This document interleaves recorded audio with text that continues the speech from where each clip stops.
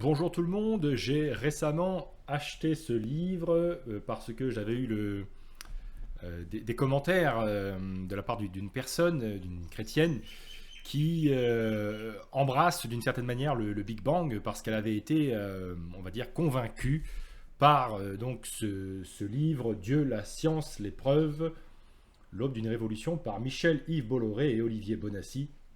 Donc je lui avais promis que j'achèterais ce livre et que je le lirais parce qu'elle était extrêmement convaincue par ce livre. Et c'est vrai que moi j'avais fait une vidéo sur le créationnisme où voilà, je montrais la vue basique, hein, biblique, qui est une terre de moins de 10 000 ans et où il n'y a pas en fait de Big Bang. L'univers, selon la Bible, n'a pas commencé à partir d'un seul point qui s'est étendu au fil du temps. Et donc, je me suis permis de lire ce livre. Je voulais faire une critique complète et très approfondie. Mais en fait, je me suis rendu compte qu'à pratiquement chaque page de ce livre, j'avais des désaccords assez profonds. Donc, je me suis dit qu'à part passer une année à faire une review hyper longue, je vais juste faire un commentaire un peu général. Déjà, sur ce livre, on parle en fait de la science un peu comme une nouvelle alliée de Dieu. Et c'est vrai que moi j'avais déjà dit dans d'autres vidéos, c'est vrai que la science n'est pas une nouvelle alliée, mais c'est une ancienne alliée. En fait, on ne peut même pas parler d'alliée parce que la science est une production biblique. Ce sont des chrétiens, des théologiens chrétiens qui ont inventé les branches modernes de la science. Et donc, en fait, la science a toujours allé de pair avec la Bible et donner cette impression déjà d'entrée de jeu que la science semblait être contre Dieu, mais que maintenant, avec plus de recherche, elle semble être pour Dieu, c'est un petit peu insidieux, c'est un petit peu... Enfin, c'est même totalement faux, puisqu'en fait, depuis le début, science et Bible font bon ménage. Dans ce livre, ils partent vraiment avec toutes les données de l'évolution. Hein. Il montre bien que l'évolution, c'est un hydre à trois têtes avec l'évolution cosmologique, géologique et biologique, que tout ça fait un tout. Et ça, c'est important parce que notamment la chrétienne avec qui j'ai discuté dans les commentaires n'acceptait pas l'évolution biologique, mais acceptait l'évolution cosmologique. Et je lui avais dit que c'était pas forcément logique de faire ça, parce qu'en fait, c'est une seule histoire. Et c'est un peu comme si vous dites, je prends le Nouveau Testament, je ne prends pas l'Ancien Testament, je choisis un petit peu ce qui me va. Mais en fait, c'est à prendre ou à laisser. C'est vrai que soit c'est chaud, soit c'est froid, mais il faut faire attention à l'eau tiède. Et donc en fait, dans ce livre-là, on part du principe que le Big Bang c'est vrai, que l'évolution géologique, l'évolution biologique, tout est vrai, tout est hyper factuel. Et en fait, ce qui est étonnant, c'est que les auteurs en fait passent leur temps à dire que c'est l'évolution chimique, par exemple, c'est impossible. L'évolution chimique, c'est ce qui donne lieu après à l'évolution biologique. Hein. Il faut déjà créer le vivant à partir de matière non vivante, hein, ce qui semble violer la loi de la biogénèse de Louis Pasteur, qui était créationniste au passage, et qui montre justement que science et Bible ont toujours fait bon ménage, hein, et Louis Pasteur en est une preuve. Et donc il passe le temps à nous dire que telle ou telle chose est impossible, mais qu'au final ça a été possible parce que Dieu aurait permis cette chose impossible de devenir possible.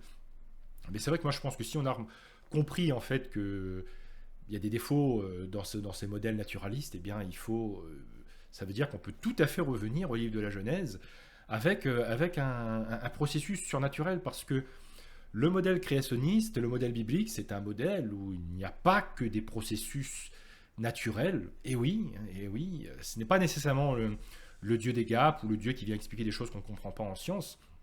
Mais c'est vrai que par nature, Dieu fait des miracles. Il a mis en place des lois dans l'univers, des constantes, mais il est lui-même au-dessus de ces lois et il peut par moment appliquer des forces contraires ou d'autres forces qui n'entrent pas dans ce cadre des processus naturels. Et on le comprend bien avec la nature de Jésus-Christ, aucun processus naturel ne peut l'expliquer. Euh, L'ouverture de la mer en deux, la mer des roseaux en deux, à l'époque de l'Exode, les processus naturels peuvent difficilement l'expliquer. Il y a plein de choses comme ça où Dieu fait des choses qui sont complètement au-dessus des mécanismes naturels, et la création est un miracle en fait, hein. Beaucoup de scientifiques vous disent on ne comprend même pas pourquoi il y a un univers, pourquoi il y a quelque chose plutôt que rien.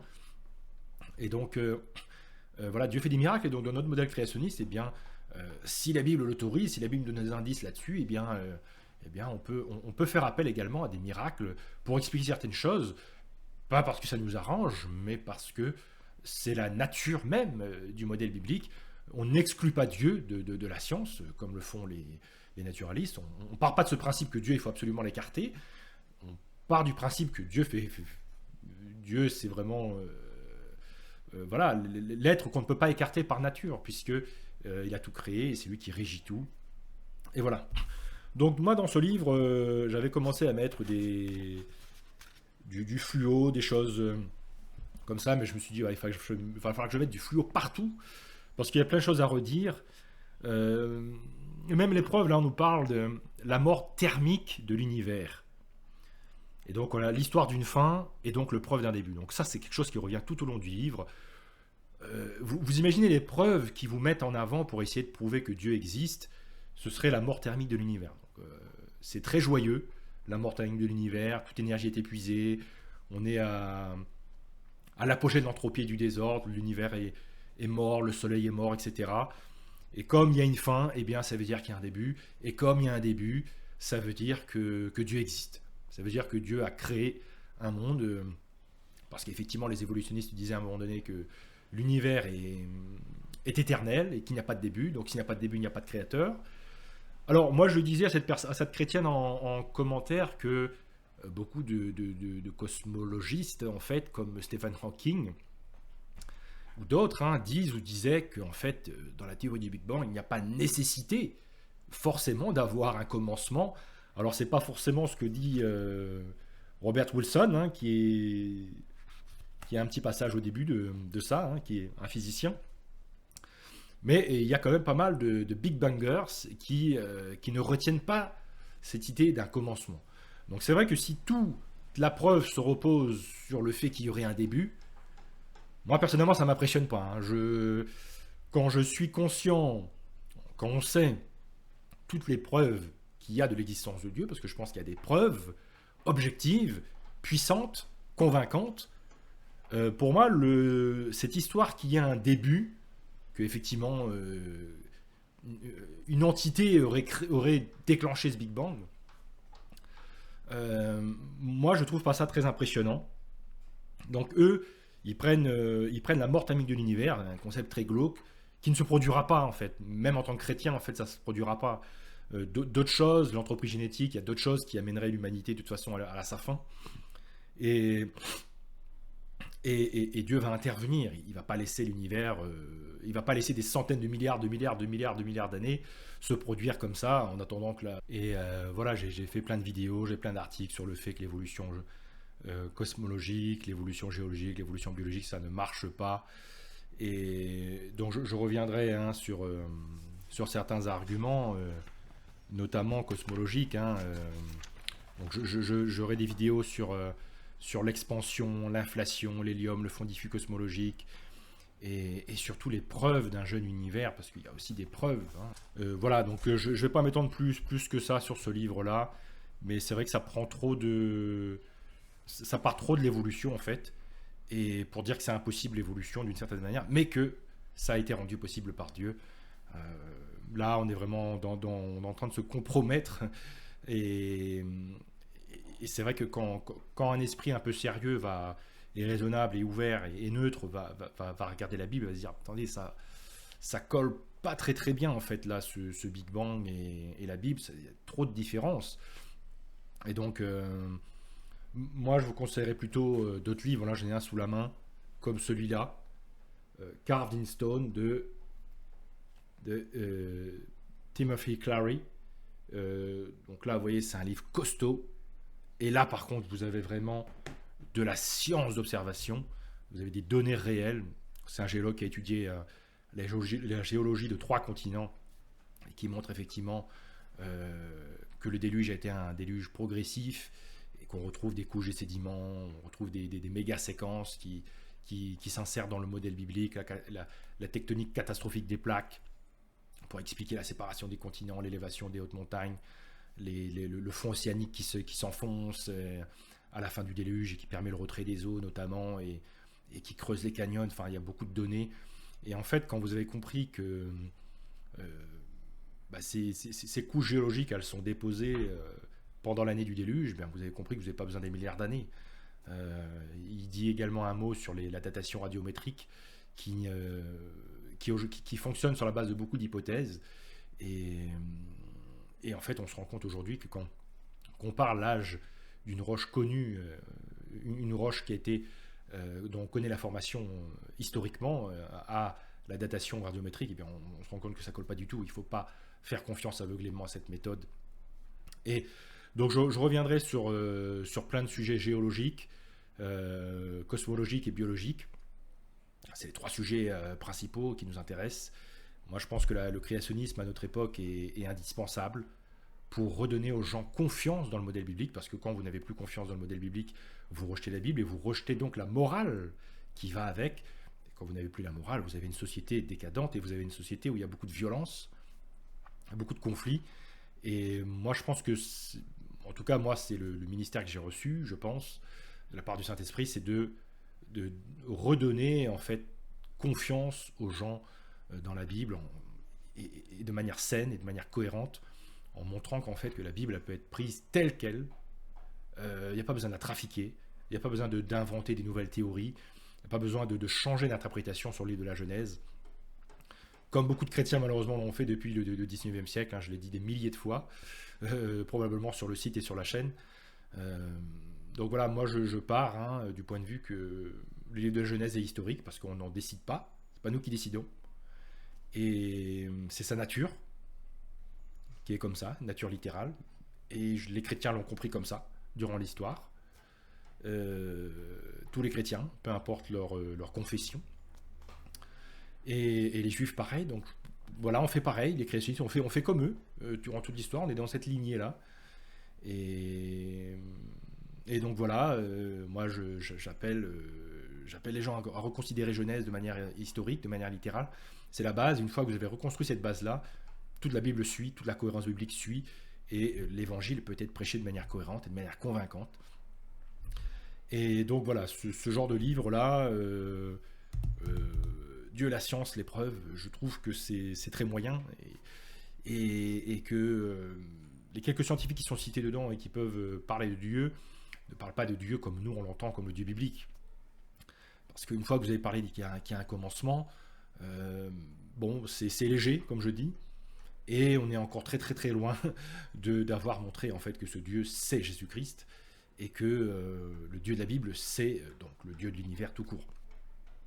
Donc voilà, la chaîne Qu'est-ce que la vérité va prendre un petit peu à se concentrer un peu plus dans les vidéos à venir sur tout ce qui est purement sujet cosmologique, géologique et biologique.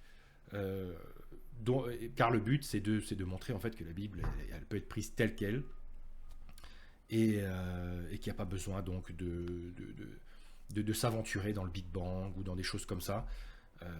C'est un modèle qui est tellement remis en question, qui est tellement discuté, il y a plein de modèles d'ailleurs, et les chrétiens non renseignés, eh bien, ils vont lire des livres comme ça et se laisser avoir en se disant « Oh, il y a un début, c'est bon, on a gagné, il y a un début. Donc il y a un début, il y a un créateur. » Et là, c'est un peu un piège, parce qu'une fois que vous avez dit qu'il y a un début, eh bien, tout le reste est en contradiction avec la Bible. Par exemple, dans la Bible, eh bien, la Terre est créée avant le Soleil. C'est pas nous qui le décidons. C'est pas nous qui le décidons.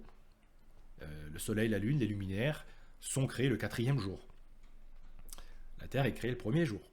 Donc la Terre commence comme une boule d'eau, un océan universel dans la Bible. Or, dans le Big Bang, dans le scénario du Big Bang, ça commence comme une boule en fusion, une Terre en fusion. Donc, et puis c'est le fonctionnement du hasard, du temps, c'est-à-dire les ingrédients même de l'évolution ne correspondent pas du tout aux ingrédients bibliques qui sont des ingrédients de dessin intelligent. Et dans ce livre de Michel-Yves Bolloré et d'Olivier Bonassi, il y avait un passage sur ils appelaient ça, je crois, les fabuleux réglage de l'univers. Et moi, je me disais qu'on va au moins être d'accord là-dessus. Mais non, en fait, même ce passage-là, il y a tellement de choses à dire sur ce fabuleux destin, ce fabuleux réglage de l'univers, que j'ai pas retrouvé plein de choses que je m'attendais à retrouver. Et au contraire, elles se sont concentrées sur des choses euh, vraiment, vraiment pas intéressantes à mon niveau. Alors si, il y a des choses comme la force de gravitation, la force électromagnétique, ça j'en parle aussi moi sur le site, hein. Donc ils sont sur les constantes, les nombres, d'où viennent les nombres. Bon, il y a des choses, mais c'est vrai que bon, bah, ceux qui ont vu mes deux vidéos, moi que j'avais fait sur le dessin intelligent, bien, il y avait, moi je trouve qu'il y avait beaucoup plus de choses. Et au final, j'ai trouvé que ce passage-là était très léger par rapport à tout ce qui peut être dit sur le sujet. Voilà, je trouvais que c'était pas nécessairement excellent. Mais bon, après voilà, moi je suis pas là pour forcément démonter. Enfin, c'est pas mon but hein, de démonter ce que peuvent dire d'autres personnes, hein. J'ai cru comprendre, il serait peut-être catholique, il serait peut-être croyant quand même. Mais voilà, j'ai d'autres livres à conseiller et j'aurai l'occasion d'en suggérer dans ces vidéos à venir. Et voilà, hein, pour qu'on puisse voir que la Bible peut-elle accepter telle qu'elle. Et en fait, on a plutôt intérêt à faire ça. Et je réécoutais récemment enfin, la Bible audio du livre des Chroniques, hein, réécoutez ou relisez le livre 2 des Chroniques, où vous voyez que Israël va et Judas notamment va osciller entre suivre l'Éternel et ne pas le suivre. Et à chaque fois qu'ils ne le suivent pas, et à chaque fois qu'ils se laissent avoir par des concepts étrangers, des concepts païens, eh bien tout se passe mal dans le pays. Donc nous c'est pareil, c'est vrai qu'on doit résister un petit peu à cette pression païenne. Et il n'y a pas de neutralité, de toute façon, non plus en sciences historiques. Hein, dans le sujet des origines, il n'y a pas de neutralité. Il n'y a pas de juste milieu, en fait, parce que les chrétiens souvent pensent qu'il faut qu'ils soient neutres. En fait, les gens en face ne sont pas neutres. Il y a beaucoup de philosophes de l'évolution qui ont reconnu que l'évolution, c'est une religion. C'est comme une religion. Donc c'est vrai que si vous croyez que c'est neutre, non. Les scientifiques parlent d'hypothèses, ils parlent de leur paradigme, ils estiment que tout est vrai. D'ailleurs, c'est un peu ce qui est démontré dans ce livre, le côté matérialiste qui est dénoncé dans ce livre. Bon, on part du point de vue comme ça, quoi, qu'il faut écarter Dieu. Et donc c'est une religion, d'une certaine manière. Et bah nous, non, on est des chrétiens, on est des créationnistes, on doit mettre Jésus-Christ en avant, ça fait partie de notre modèle, c'est le cœur de notre modèle. La Bible est le cœur de notre modèle et on doit le mettre en avant, on doit prendre les données du modèle biblique telles qu'elles sont, ne pas chercher à incorporer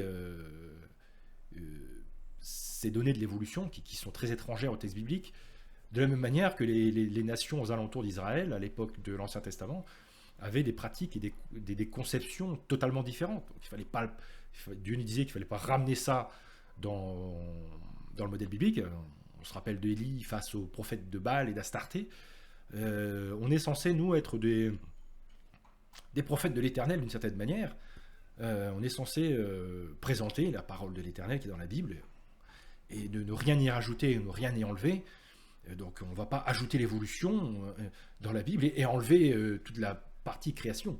Donc voilà ce que je pouvais dire en conclusion et je vous dis à très bientôt pour d'autres vidéos.